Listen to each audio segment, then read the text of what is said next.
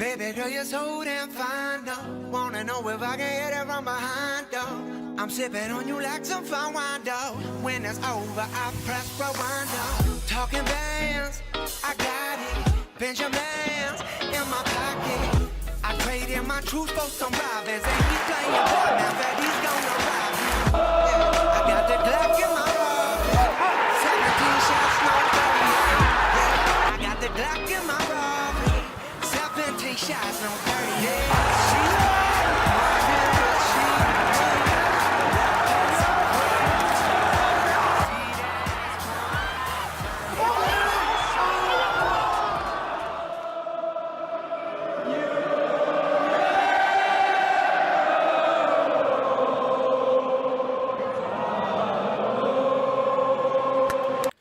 I'm going to jump to Liverpool now. They were host to Swansea and lost by 3-2. Swansea took a 2-0 lead thanks to Llorente, I think was for the first goal and possibly the second. It was, yeah.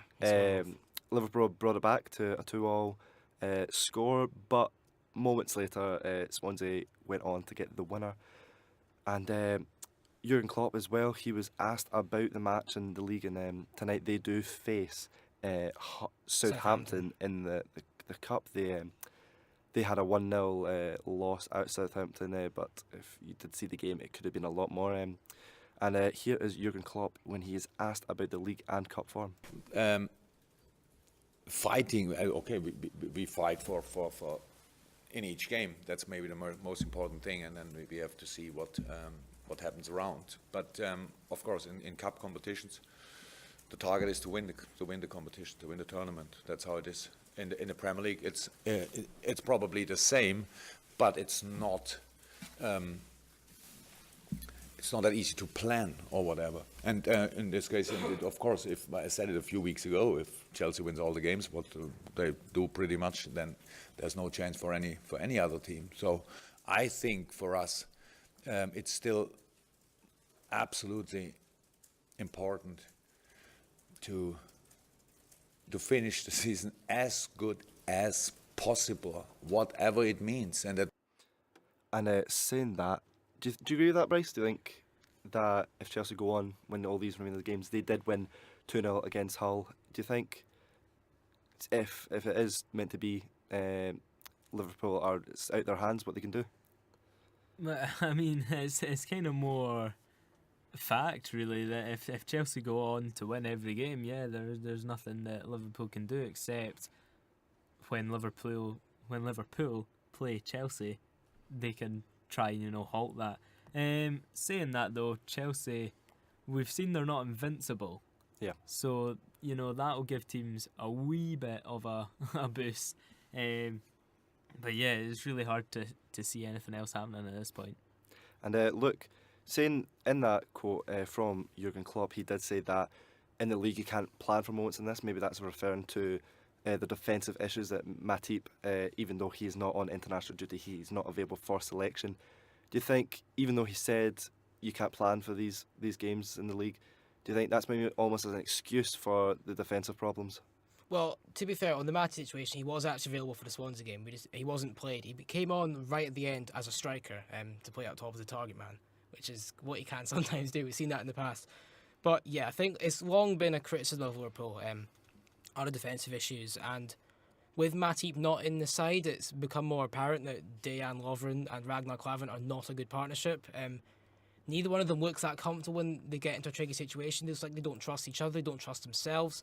And with Matip, there's a stat, but he hasn't actually lost a game as a Liverpool player, and that kind of speaks volumes. With him in that team, in the back line, he commands it, he's in charge. Lovren, it makes Lovren look better, I think, than he is almost. But saying that, when you've got arguably your best defender starting on the bench, and then you're bringing him on as a striker when you're 3 goals down, you're not even winning the match, you're losing.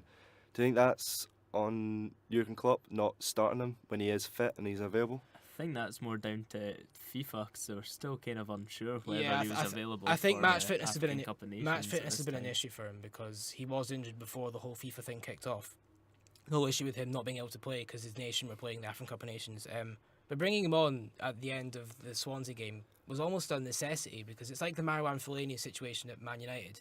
You need that. Well, you get to that situation where you're desperate for a goal. You need to get somebody with some physical presence in the box, and Liverpool's team is lacking players like that. And with him sitting there, he just decided to throw the dice. Obviously, it didn't come off, but I'd be very surprised if Matip doesn't start tonight and doesn't return back to the team, because he is definitely the best centre back Liverpool have at the moment. Going back to the matter that Jurgen Klopp was saying about planning, they are in the transfer window. They've got about a week left to go.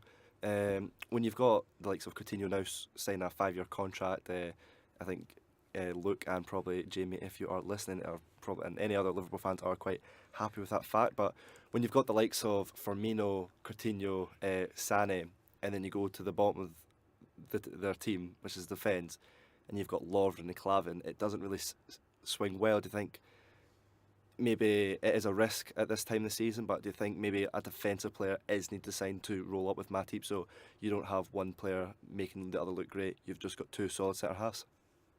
For you, Luke. In theory, yes, but the time we've got left in January, I don't think that will happen at all. I think the sad situation for Liverpool fans is that Mamadou Sakho could have done that job, but obviously his discipline issues have upset Klopp, and I'm surprised he's not already been sold, to be perfectly honest. I know Klopp isn't linked with him, but yeah, in theory, that would hopefully be the way to do it. Because Lovren is a strange one. Sometimes he can have great games, but other times he just makes ridiculous mistakes. And it's not really what you want if you're going to try and win leagues. Because as you know, obviously scoring as many goals as you can is important, but if you don't concede any goals, you can't lose a game. So yeah, in principle, yes, you're right. Having two good centre-backs is what you want, but in January, there's not enough time for that to happen, I don't think.